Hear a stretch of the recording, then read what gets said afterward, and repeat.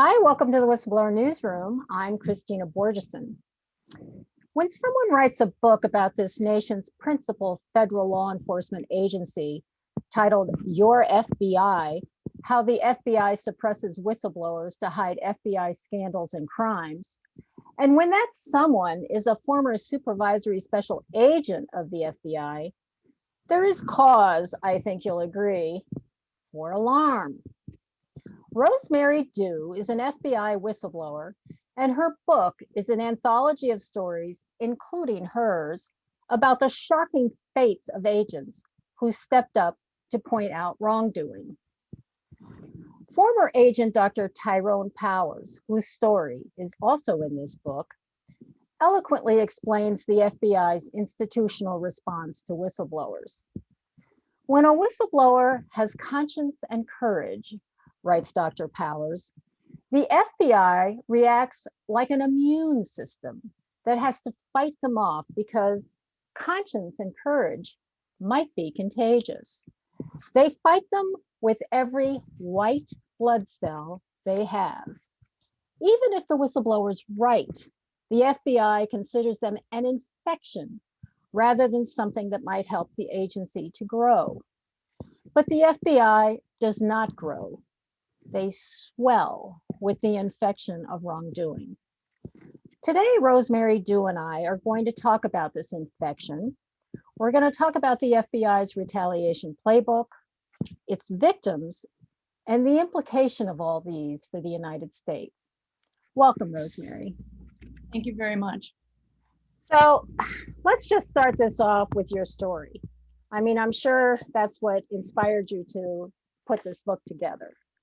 So it was one of the things I know a lot of the whistleblowers, and we began to realize that every once in a while you get a news story about an FBI whistleblower. Colleen Raleigh, for example, Dr. Frederick Whitehurst, Jane Turner, who reported on the theft from 9/11. So these stories hit the news and then they just fade away, and all people think of is television FBI.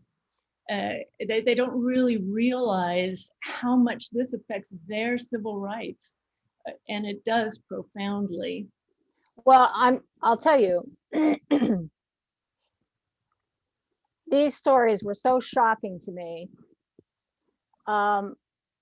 You talk about Jane Turner. I mean, everybody knows about Fred. I mean, the details of his story, we'll do a few details from several stories. I actually want to do a series on this show of interviews with everybody, because each story is its own fresh piece of hell with different aspects of malfeasance, institutional malfeasance being visited in the area where that person was working, and the circumstances, I mean, which is why, I really want you to talk about your own personal story first, because I want people to get a firsthand look at how it works.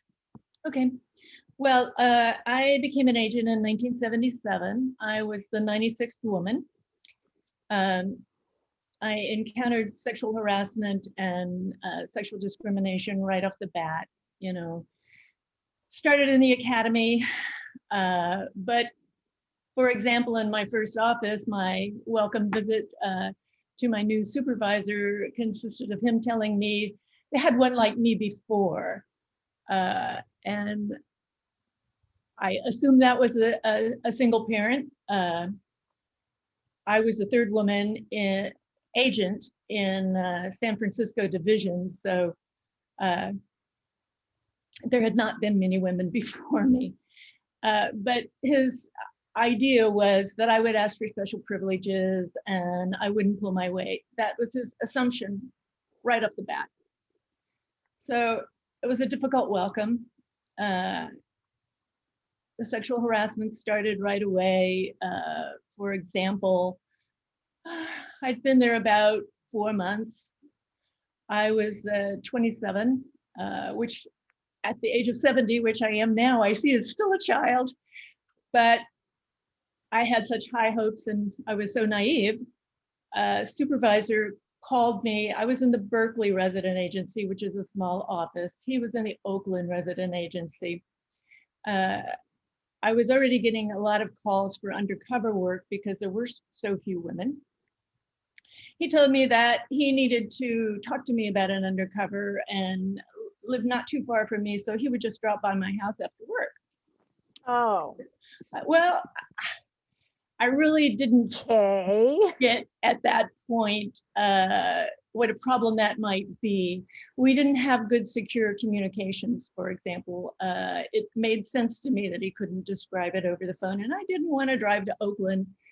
And besides, he said he was busy. So anyway, he called me a few times during the evening saying he was going to be later, and each time he seemed increasingly more drunk. I could tell he was in a restaurant or a bar.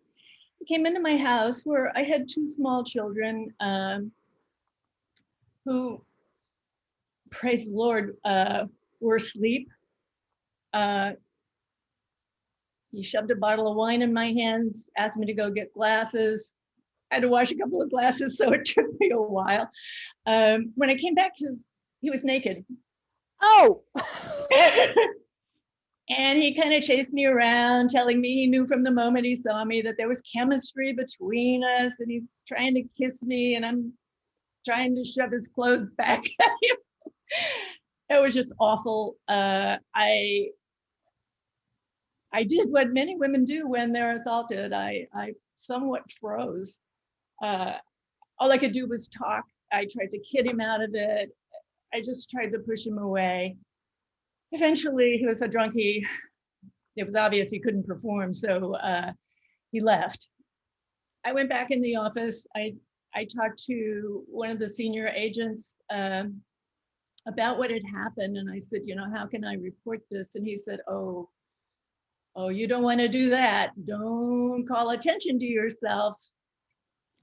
I trusted him. And as it turns out, over the years, I learned that was good advice, because nothing was going to happen to the man who tried to attack me. He became an assistant director. I'm sure I was not his only victim. In fact, I know when he left the office, they wrapped up a dead rat and gave it to him for going away present. Nonetheless, yeah, Oh, law enforcement humor. So then I went on to the Washington field office, and I was working on a counterintelligence squad. My greeting was one of the guys saying he kept the flow chart for the women in the office, and so I should just tell him when my period is. God. There was, they were putting up little cartoons. One was a cartoon of a woman who was bent over with her head stuck up her rear, and they put a caption on it, a typical CI2 female agent. That was my squad number. It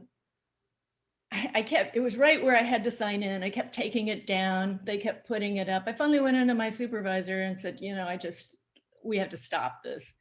And he said, oh, you got to have thick skin. I'm Greek. People kid me about being Greek.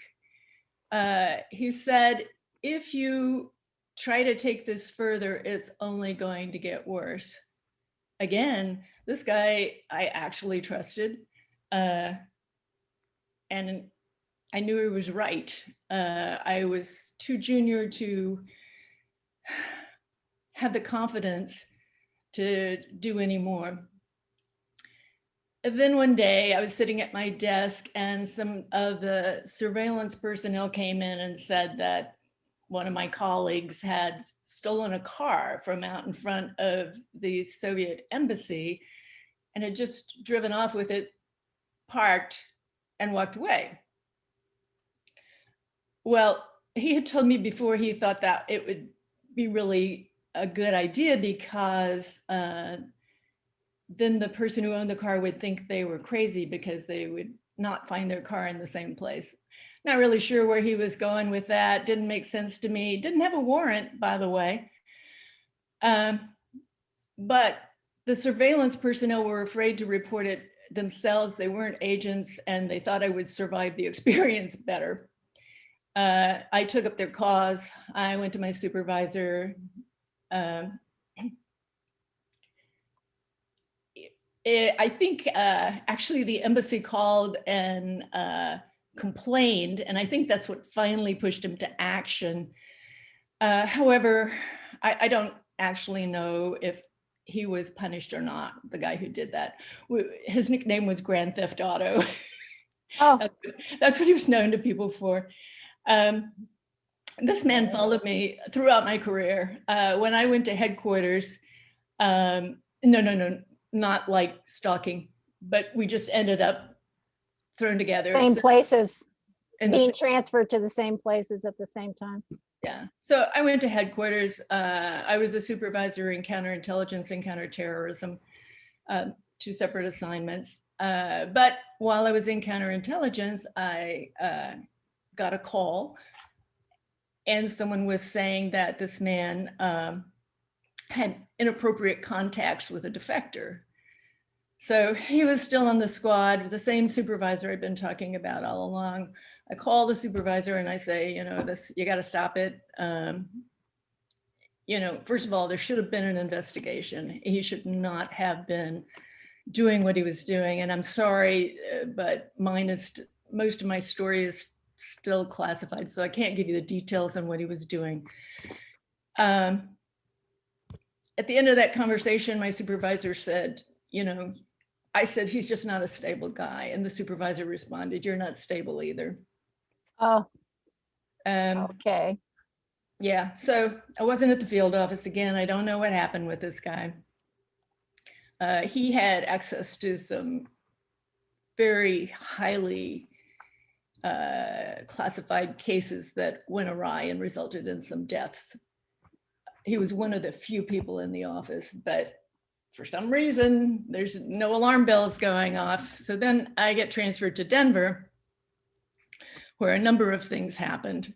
I was the first woman to be a supervisor there. The special agent in charge had wanted a man with lesser qualifications, quite frankly.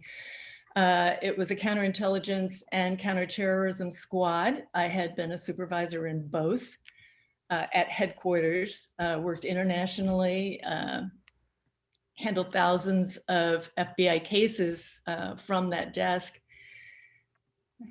Apparently before I got there, he went to everyone that I would supervise and the outside agencies I would have liaison with and told them I wasn't qualified for the job and that it was being forced on him. Fortunately, I had just super people on the squad that I supervised, as well as the liaison contacts, excuse me. And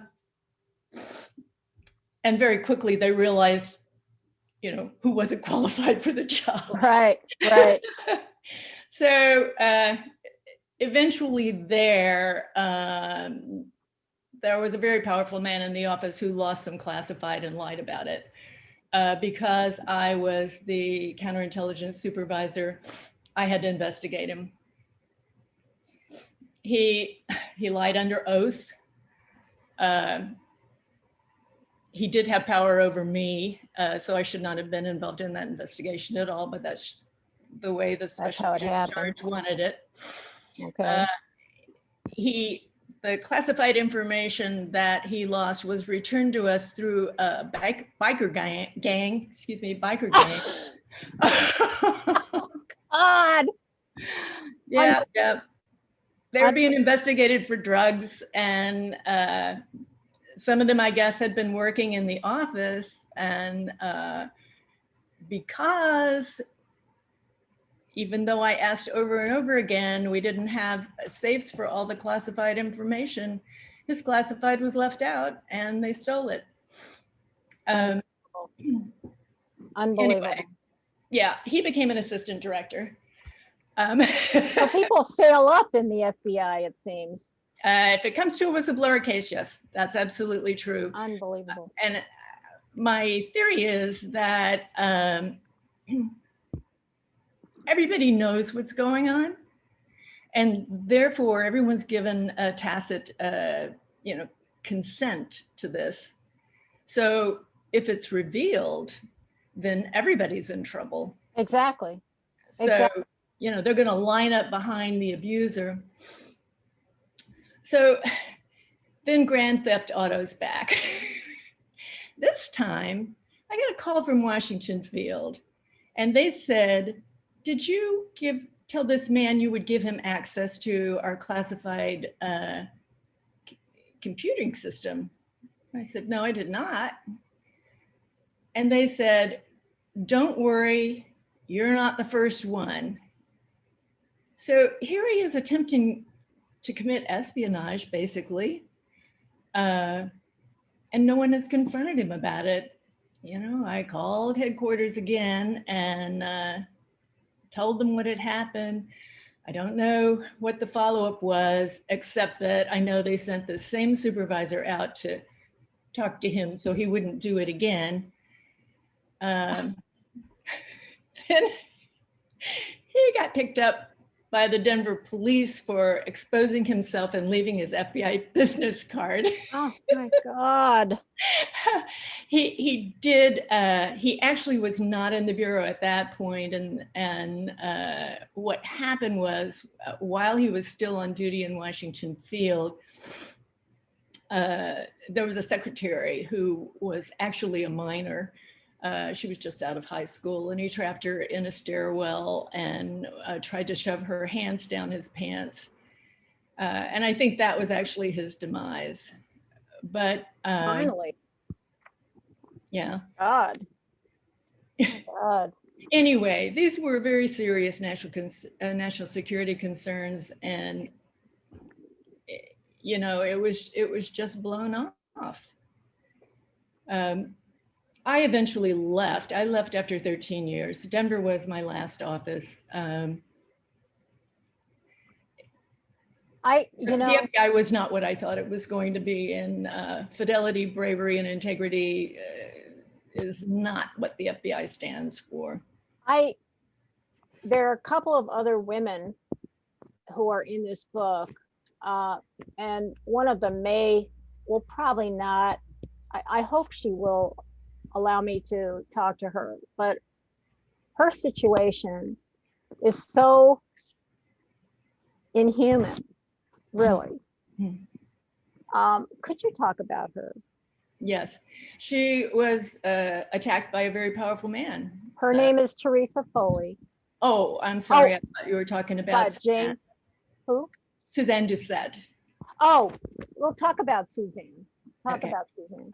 She was attacked by a special agent in charge in an elevator, put his hands all over her, told her she was married. Her husband was still in New York, but he was under transfer to, if I remember correctly, this was Phoenix. And told her if she didn't sleep with him, he would kill the transfer. Now, this man had gotten away with something really big when he was in the Midwest, and that was harassment of a man named Donald Rochon. Rochon was an African-American. What they did to him was horrible. They took out life insurance policies in his name and sent them to the house as basically a threat. They put gorilla pictures over his child's face, the picture he had on his desk. They harassed his wife. It just went on and on and on. And when there was an investigation of this, everyone said, well, we were just kidding. And that was accepted. So if he presided over that, and there was a big lawsuit over and got away with it. He got away with it. Mm-hmm. The So, most that ever happens to any of these people is they're transferred and allowed to retire with full benefits. Well, some of them get promoted, from what I read. Many of them get promoted. So what happened with Suzanne? Almost all. Yeah. What happened with Suzanne? Did she reported this? And eventually she reported it. She actually filed a lawsuit, and in her case, she tried to resign and the Bureau wouldn't let her. and this is kind of an interesting thing, because if you are an FBI agent, you can't have another job. So their purpose was to keep her from working while this lawsuit was going on. She wasn't in the office, she was on leave without pay, so she had no income. And so they wouldn't take her badge back. So she finally testified before Congress, and then they said, okay, you can go. Okay, I want to talk about Jane Turner's case. We'll talk about Teresa in a second, because Jane Turner's case was really, besides the fact, I mean, to me, she was labeled a troublemaker when she blew the whistle on some agents stealing 9/11 artifacts that belong to the victims' families of 9/11. Okay, so all of a sudden she's flagged. Then she gets transferred to what was the name? Fort Berthold. It's an Indian reservation. Where she actually started out at the Indian reservations, and that's where she did her first whistleblowing. Oh, so okay, so I have the time. It's just, yeah. Now, but, she worked, well, there's some strange laws having to do with law enforcement on Indian reservations, and the FBI has primary jurisdiction in a serious felony. I've been told it's because the Bureau of Indian Affairs on the reservations, they have jails, and they can hold someone for a year. So if anything's more serious than that, a murder, a rape, felony child abuse, then it has to be FBI jurisdiction. But it is a very low priority for the FBI. And Jane was one of the few people who worked these cases diligently. Well, you have to explain that on these reservations, the abuse of women and children is off the chain. It's incredibly prolific. And there are certain customs. In her case, she ran into trouble when a case that another agent had closed, right? Which was the case of a young child, 3 years old, who had been sodomized by his father. And the tribal police couldn't do anything about it because you're not supposed to report those kinds of crimes, family, crimes that a family commits, because he was the cousin of this father, apparently. So you take it from there. What happened to Jane? I couldn't believe this. Well, Jane walked into a hospital on another case, and in the course of that investigation, a doctor said, "Hey, whatever happened with this 3-year-old?" She said, "It was so bad that my staff had to go through psychological counseling after dealing with the case. That's how injured this child was."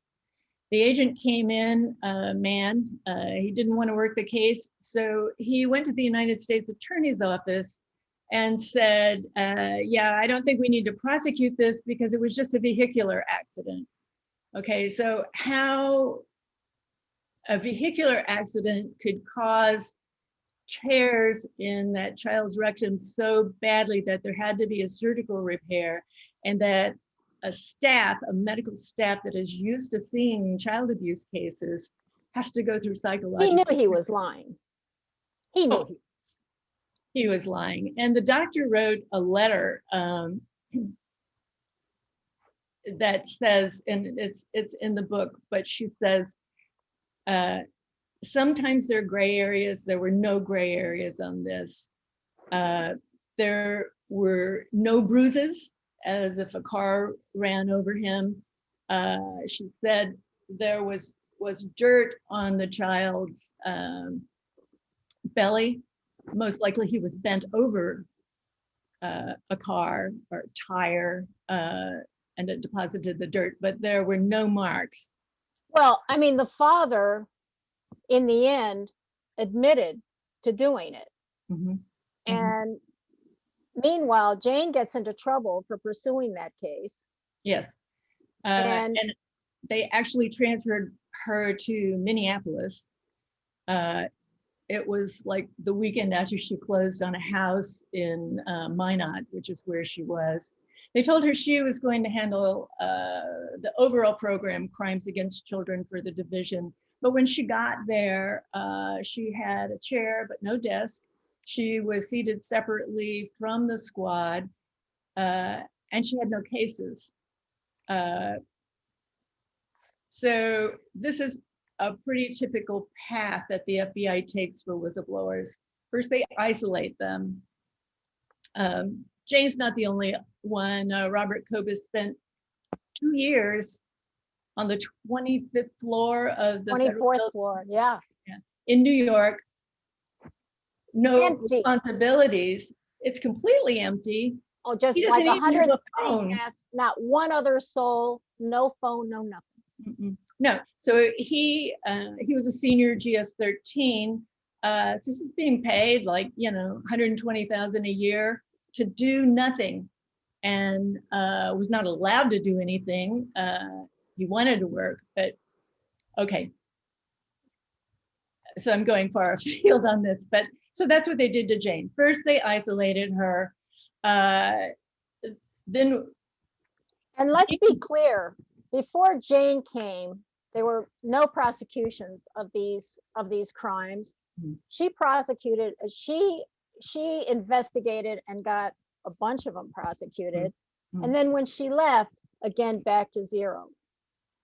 It, and in the case of this raped child, the guy who stopped her from doing it, in the end gets credit. Yes. For getting this case solved.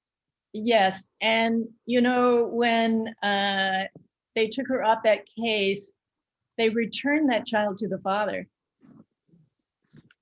Oh. So I mean, it's just unconscionable. But anyway, yes, they gave that man credit. He became an assistant special agent in charge. On and on and on. Everyone who persecuted her, and believe me, she was persecuted, was promoted.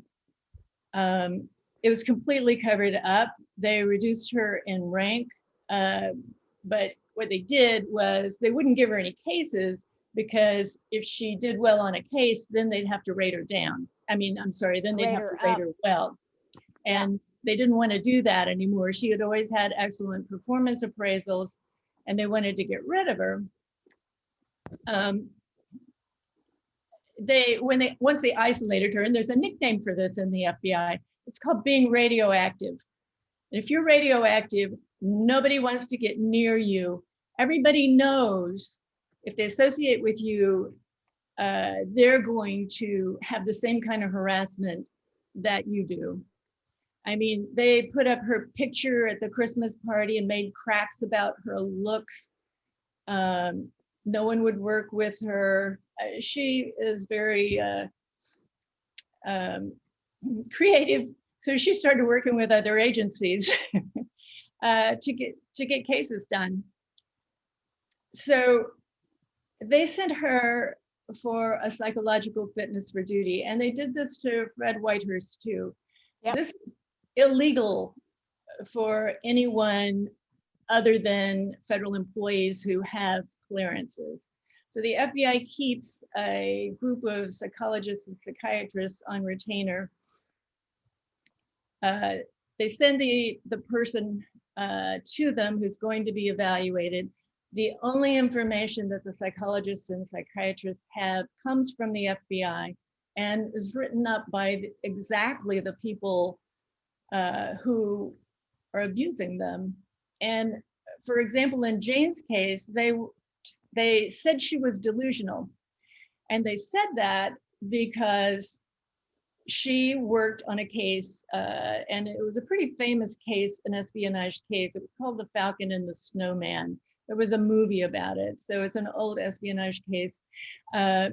One of them, Christopher Boyce, escaped from prison. So what she worked on was recapturing Christopher Boyce. She is written up in a book called Flight of the Falcon. She has a letter of commendation from the Attorney General concerning this case.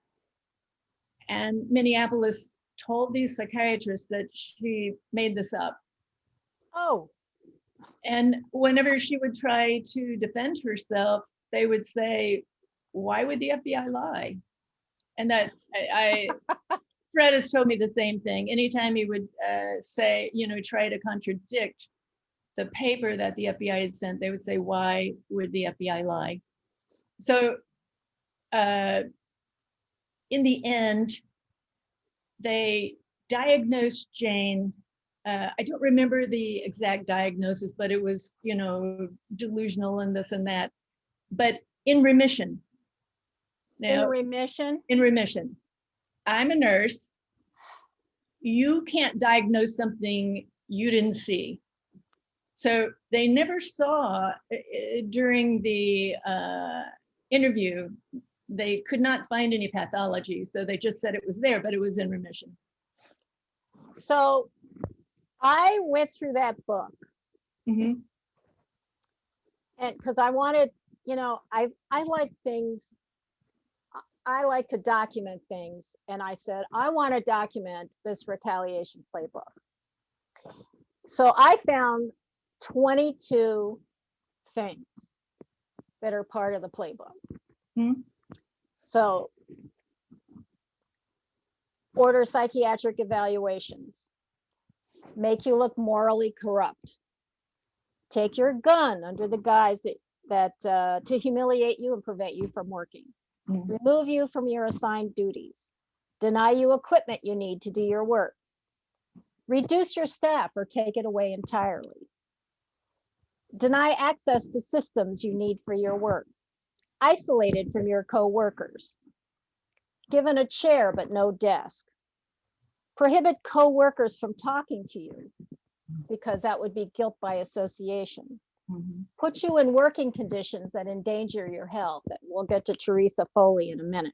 Mm-hmm. Surveil you, investigate you, troll for information to discredit you, including questioning co-workers, outside professional contacts, friends, family about your spending habits, sexual habits, and medical history. Transfer you repeatedly to drive you to resign. If you're undercover, make your name public. Transfer you out of your job 1 million times. Deny you authorization for new training. Block you from doing your job and then change your performance ratings from excellent to subpar. Disappear documents you sent to investigative files so management can accuse you of not doing your job. Accuse you of crimes that can be easily disproven, but force you to go on into a criminal investigation. Cover up the malfeasance you blew the whistle on by promoting or giving an award to the person involved in the malfeasance. Highlight examples of your attacks on whistleblowers, the FBI's attacks on whistleblowers, to create an atmosphere of fear to deter others. Those were the things I found. Do you have anything to add to this? No, I think you got it. But the point is, it's a pattern. It's not something that happened to one person. It is what will happen to you if you speak out. Yes, and the other thing is, we should get to this. Let's talk about Teresa, but after that, what I want to talk about is, you have all these offices you can go to. You have the Whistleblower Protection Act, and yet you've got this CAPA's nightmare for whistleblowers. So I want to talk about that. But first, let's talk about Teresa Foley, because her story is a nightmare. Go ahead.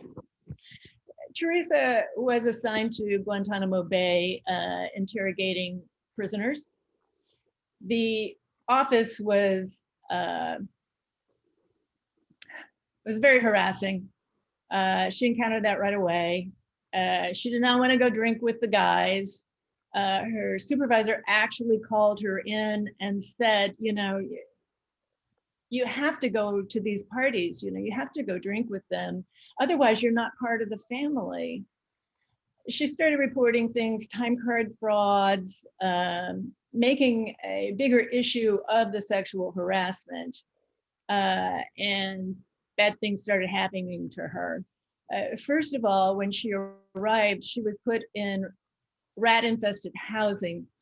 It had been abandoned for a while, or not occupied, I should say, for a while. The last occupants had left food all over the place. The place was just... Oh, in the tropics, that means rats. Yeah, Cuba, yeah. The place was filthy. There was rotting food. The furniture was stained. Some people, she wasn't the only one who had the filthy furniture, because some people had to throw theirs out because they began to itch once they sat down in it. Fleas or something? Yeah. Oh my God. Okay. What? So, but Teresa's was a very notorious, housing. She was in that by herself. She had a roommate temporarily, but yeah, Teresa, she was there for a year, right? She was assigned for a year. And they wouldn't move her. Within the first 2 weeks, I believe, first 10 days, started coming into the office with bites, with swelling. People were commenting on it. She kept going to the base hospital, but they didn't know what it was. She became sicker and sicker. She finally flew to Florida to Cleveland clinics, and they were unable to diagnose her. She continued to be sick. And this was a woman who was like a marathon runner or something. I mean, she was in tip-top shape. She had running trophies. A real athlete. By the time she left there, she couldn't walk. Since then, she's had spinal fusions. What happened was she developed a disease called leptospirosis. If you look that one up on the internet, you'll find, flu-like symptoms, but some people die. And you won't get any more information than that. But if you look in medical literature, you'll see that she has if you get the heavy case, she has the classic symptoms. The worst, well, it's hard to say which is the worst, because it affects, you can have hemorrhaging into your lungs. Of course, she had many respiratory emergencies that landed her in the hospital. But one of the things that can cause is rhabdomyolysis. What that is, it means melting muscles, basically, and it attacks the muscles that hold up your spine. So that's the reason that she's had the spinal. And you get it from rat urine, don't you? Yeah. Rodents, other things can carry it, but rodents are the classic. So the Bureau decided that that's not what she had. She was eventually sent back to Boston because she was so sick. She saw a Harvard doctor. He did lab tests and diagnosed her through the lab tests and his personal observation with this disease. The Bureau said, absolutely, no, that's not what she's got. They don't examine her. No FBI doctors examined her, and one FBI doctor testified that, she left Gitmo with a sinus infection or something. And never returned to duty. Right. That is what they said in court. The judge accepted that, gave what's called summary judgment, which meant that her attorney couldn't even argue the case. At that point, years had passed, but the one important detail that I've left out here is they wouldn't give her workers' compensation. She ran out of all her leave, her medical bills were mounting up. Finally, Senator Kennedy got involved. All of a sudden, she gets workers' compensation. So I have to ask, when were they lying? Exactly. They said she didn't deserve it and didn't have leptospirosis, or when they said she did because the political pressure. She continues to struggle to this day. She will never walk again without a cane. And how old is she?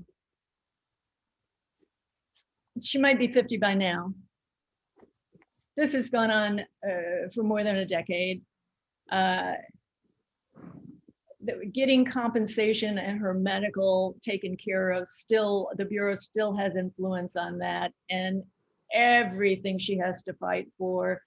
And in her case, she's had this infection for so long that it has pretty much killed her immune system. So if she has to go to the emergency room,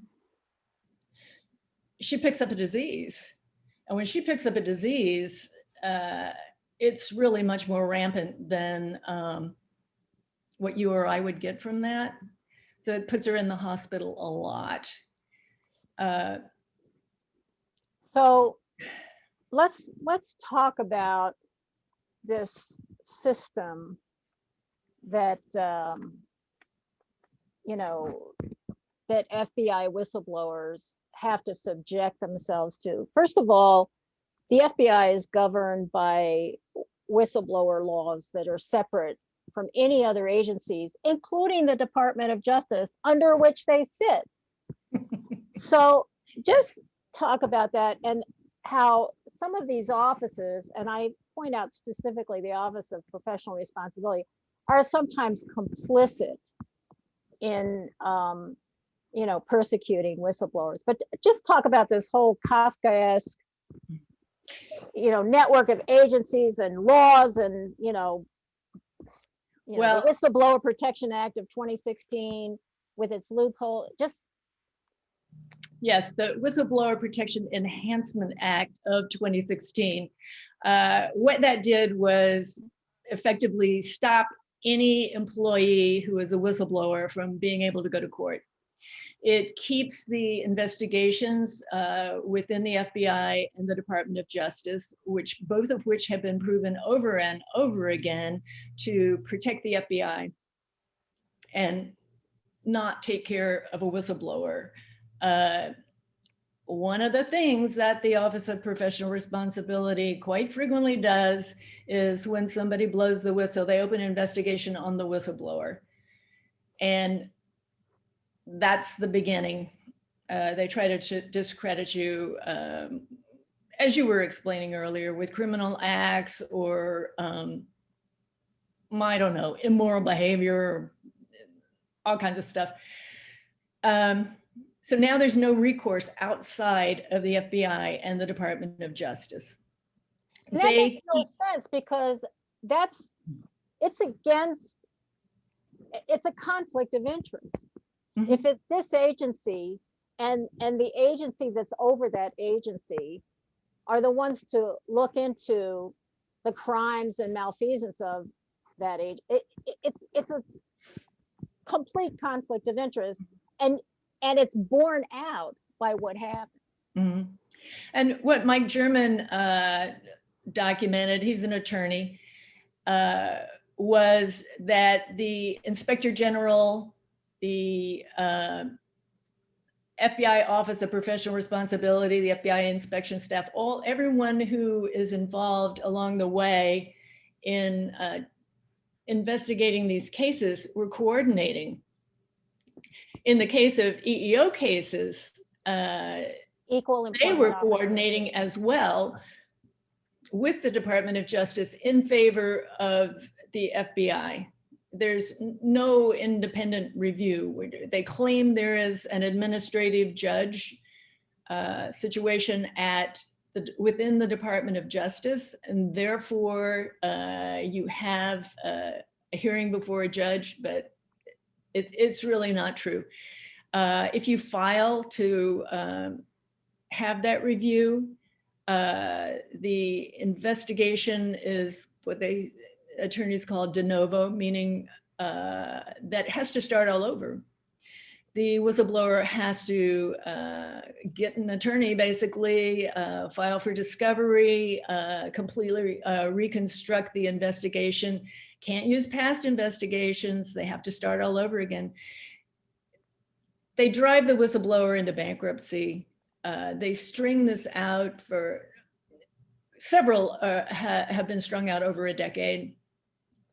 The resolution is, for those who have not been able to go to court, the resolution is always negative, with the exception of one person, Robert Kobus.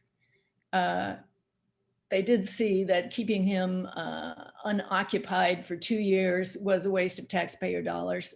However, everyone involved was promoted, except Robert. Yeah, so the only way an FBI employee can go to court for a whistleblower claim is if they are a certain class of military veteran. Not all military veterans they're called preference eligible, and they have to have certain campaign ribbons to be able to go before the merit systems Board, right? performance board, I think it is. Anyway, their purpose is to protect veterans who are being wrongfully fired. So they get a separate hearing there. And the other way they can go to court is by filing an EEO, but you have to be able to prove that there was some EEO aspect to the retaliation that you are having, and not every whistleblower can do that. I think most women can, but Most but not women everybody can, Black folks can, Hispanics can, because there's across the board, the racism and sexism in the FBI is just, it's crazy. I mean, Well, and I would like to point out that as we speak, 17 women are suing the FBI. There's a class action suit for the sexual harassment and discrimination in the FBI Academy. That's where it starts. oh yeah, Dr. Tyrone Powers was talking about how when he went to the academy, he was in bed in his dorm room. He and his roommate were sleeping, and these guys dressed up as in sheets as KKK, barged into the room to, that was how it started with him at the FBI Academy. Those were on-duty agents who did that, noting that Dr. Powers is African-American. Yes. And they scared him to death. Yes. He didn't know what to do, but nothing happened to those people, I assure you. And the EEO process in the FBI, everybody I talked to who filed, their cases got lost. Teresa's was lost for at least a year. She kept pushing the EEO office and they found it, and then it went away for another year. I mean, it's yeah, this lost documentation is a running theme in these cases. Is Mike German, was he the one in the Tampa office? Mm-hmm. He's an undercover expert, and he was blowing the whistle on some illegal recording of a meeting between two terrorist groups, Muslim and white supremacists, right? And his is such a good example of something that could have been healed. Yeah, simple. Easily. What happened was there was an illegal monitoring. It was an accident. They were trying to do a consensual monitoring. So they had an informant who went into a meeting. It's only consensual as long as the informant's in the room. But what he did was he left the recorder in a couch or a chair or something, and he went out to the bathroom. Immediately, that is an illegal monitoring. So it's obvious that the Bureau didn't contrive this situation. So what they would have to do is go through an administrative process to explain what happened, and perhaps go before a judge to explain what happened, to be able to use the information. The information, which is in congressional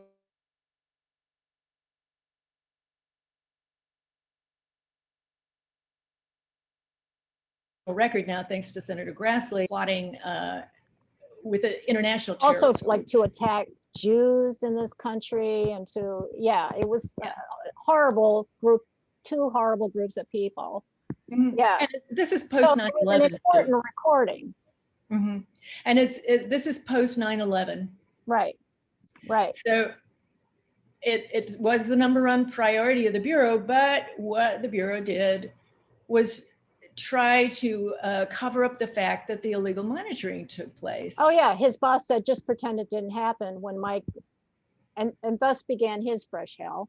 Yeah. you know, They because put he him wasn't going to do that. They put him under investigation. They said there was a $50 voucher fraud of some sort, which of course was not true. He had receipts for everything. But it's not like you hand them a receipt and they say, oops, that's not it. They keep investigating you and investigating you and investigating you. And they didn't even tell him. And he found out when someone, I think from inspection staff, told him, well, at least we found you didn't commit that fraud.